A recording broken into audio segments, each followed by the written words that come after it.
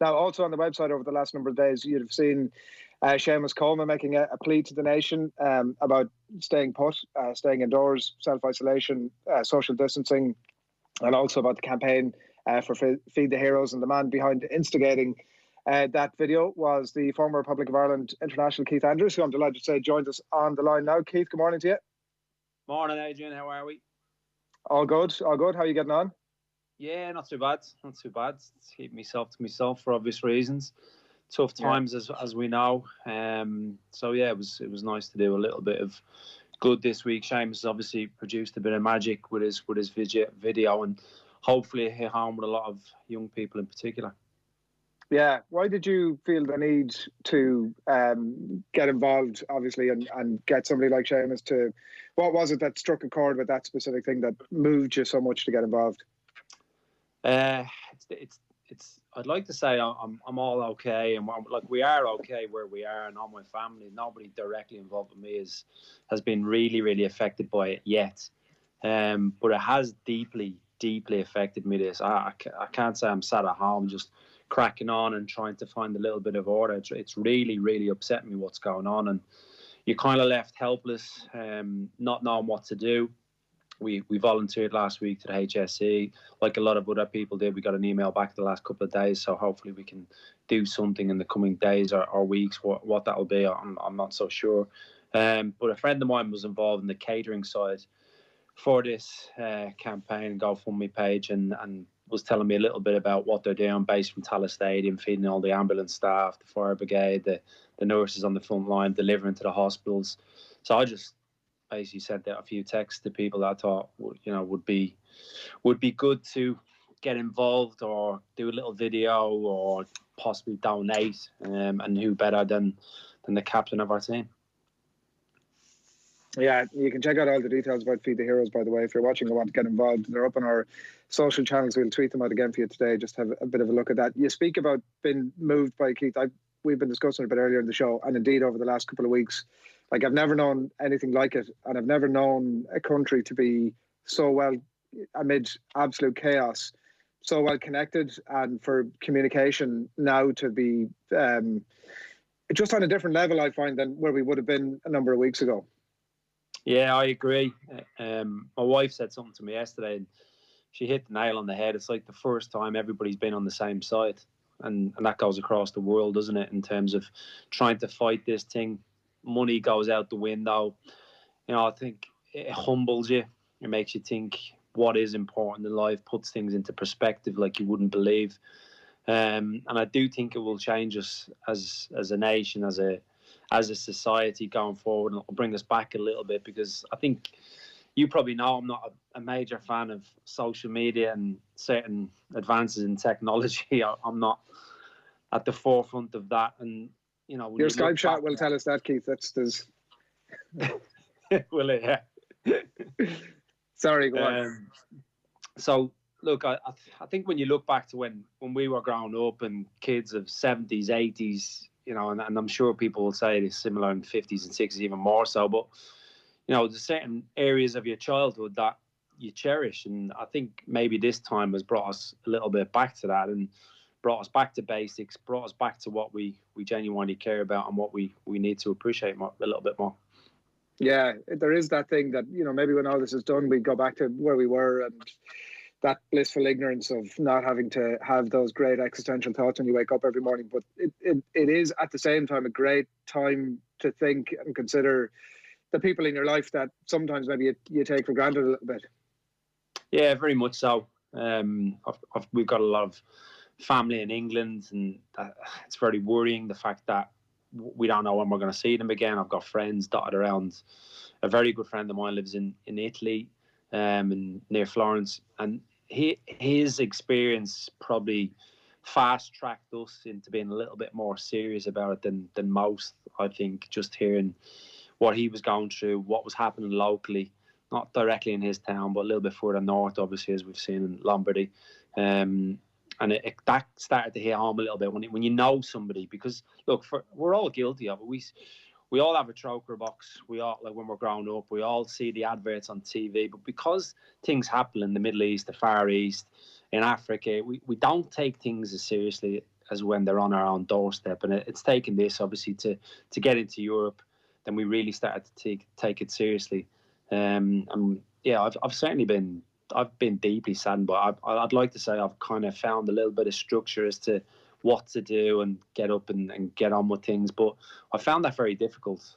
I've tried to focus on a little bit of work. I've got pro license assignments that I do in the next couple of weeks, and I'm just tidying those up. But even trying to concentrate and stay away from the news and what's happening in the UK and America and wherever, it's been very difficult.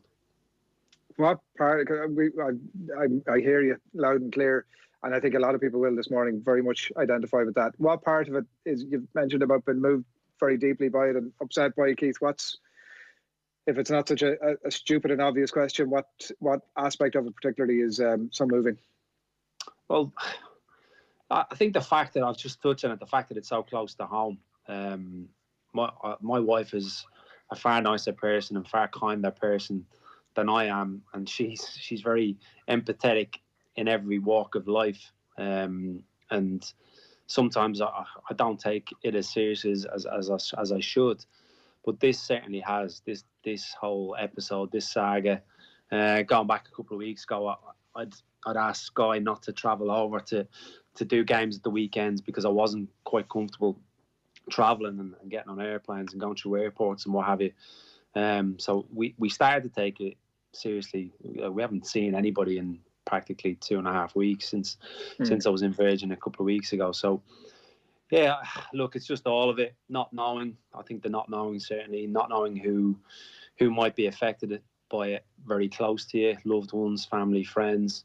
We've got elderly friends, neighbours, mum and dad, aunts and uncles, trying to look after those, but do it in a sensible way where we're just dropping off a bit of shopping. But even when my postman drops off a little parcel or an envelope, I'm scared to death of that. I'm leaving that outside for a day or whatever. So it's difficult times.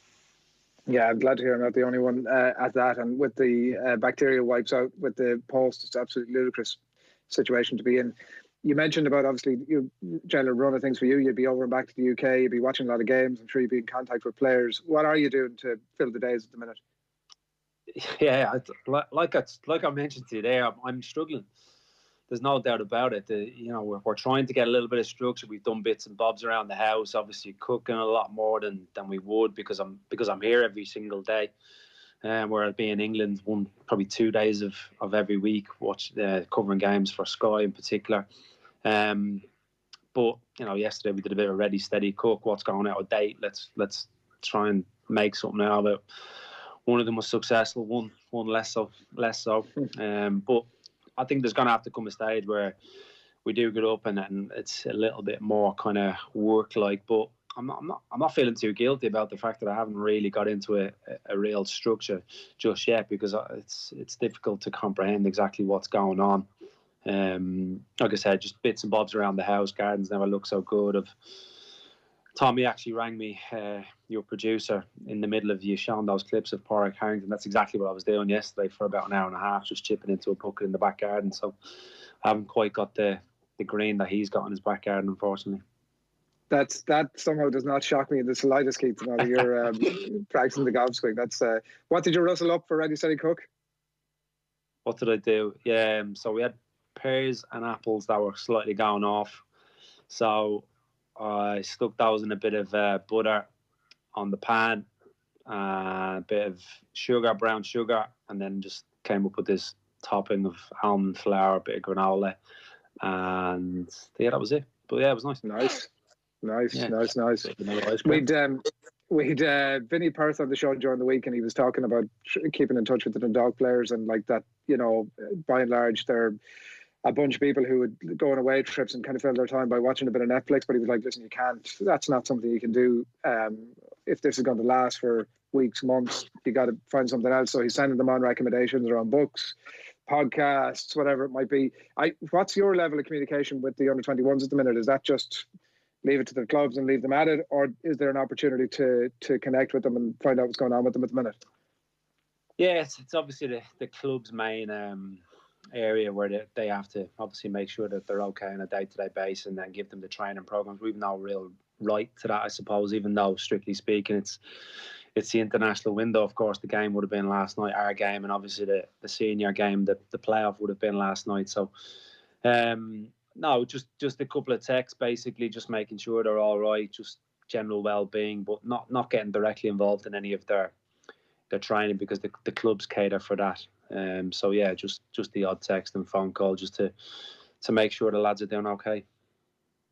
I don't know how much there's very little, obviously, in the way of actual, almost no sport happening at the minute, and a few little interesting storylines coming out. There's a big meeting today between, I think, the PFA and the Premier League today, where they're going to discuss how they're going to tackle all of this financially. Obviously, no revenue coming into the club, so how do they tackle that issue? It seems like players have balked, was the expression that I read in relation to the idea of wage cuts, but that they would be open to the idea of wage deferrals. So effectively, the club will say, well, we'll pay you what we owe you, but we'll do it down the track a little bit. There's a fine balance, it strikes me, to be struck here from the players' point of view, because like the levels of sympathy, obviously, for what is generally a fairly well-to-do section of society, from a PR point of view, they'll need to manage this next few days and weeks as they look to protect their financial situations. I mean, in relation to the players specifically, they'll need to find that balance and not get on the wrong side of what's obviously a global pandemic.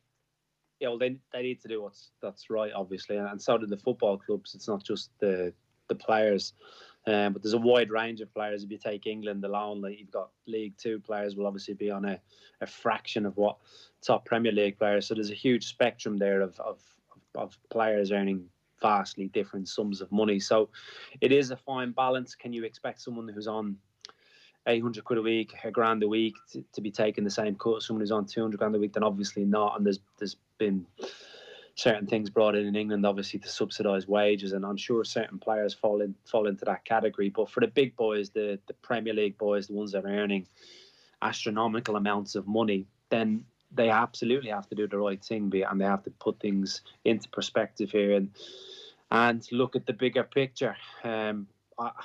I don't really care about football, I have to be honest, at the moment. I haven't even watched a game yet on TV, or not a live game, obviously, but gone back and watched previous games or some of our player clips. I'm not really feeling it at the moment. I'm sure there's a lot of players like that, and all this talk about when they resume behind closed doors, etc. There'll be a lot of scared players out there, scared about their welfare and their families' welfare, because I mentioned before, I asked Sky not to go over that weekend, and thankfully they were okay with that. And that was a little bit before England certainly were taking this very seriously. So players in the main have to kind of do what they're told.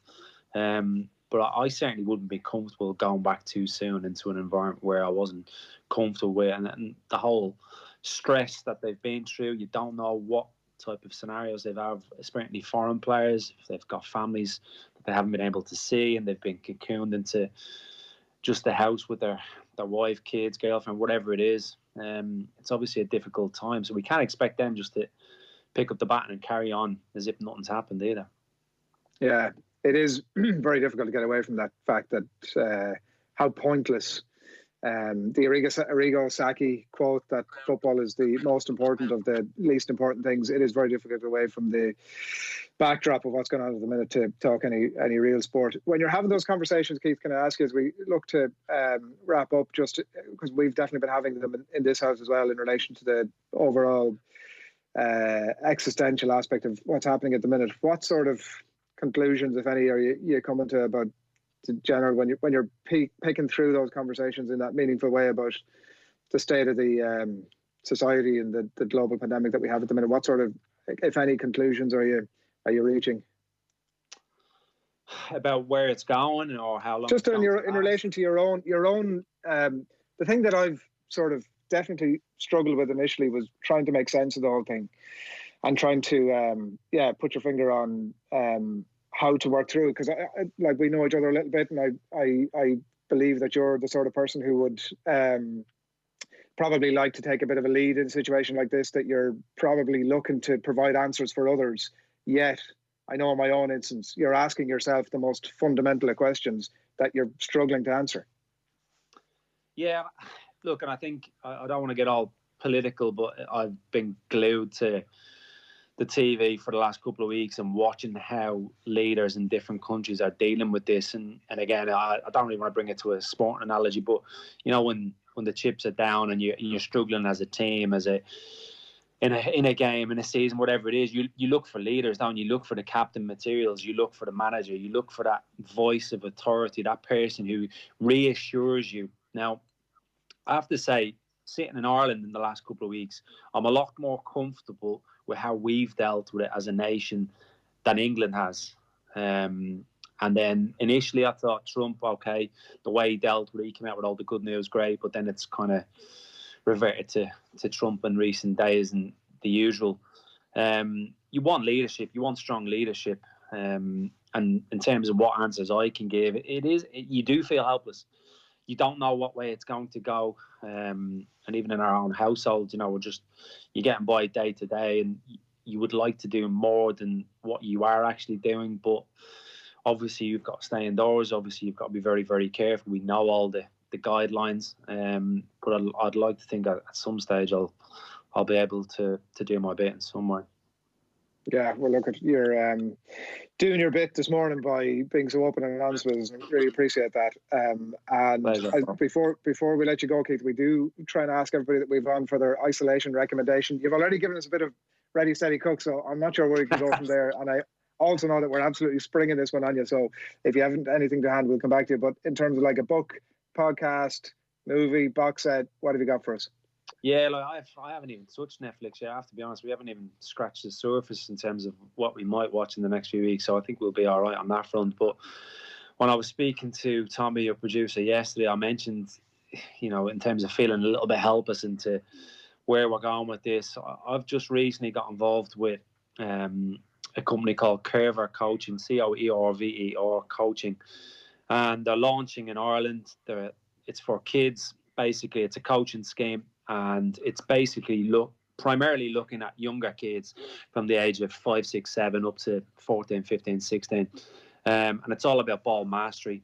It's all about perfecting the touch of a ball, different skills, the elements of that.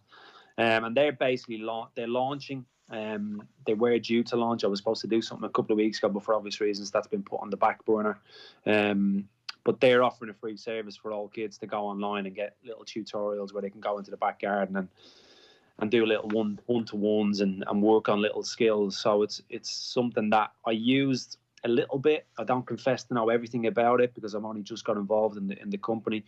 I used it a little bit when I started coaching in academies in England. Certain coaches would have used methods of it, but this is the full-on Curver coaching. So if families out there want to go on, have a little look, free access to it, which is it's going to do no harm, and spend an hour or two on the garden. Yeah, it's Curver.ie, Coerver.ie if you want to check out a bit more detail on that. Keith, look after yourself. We're going to catch up with you and on, no doubt, and take care of yourself. Chat to you soon. Look after yourself. Take care. Thanks a lot. Cheers. Keith Andrews on the line there. Pretty open and honest conversation with Keith, as it always is, and hopefully that's helped you make a little bit of sense of everything that's going on in these crazy times. Right, it's 8:38 on this Friday morning. It is time for us to get into our very first OTB Kids Takeover. We're going to give the stuck-at-home kids of Ireland the chance to interview some of the biggest stars in Irish sport, and we've started with none other than the Irish rugby legend Brian O'Driscoll.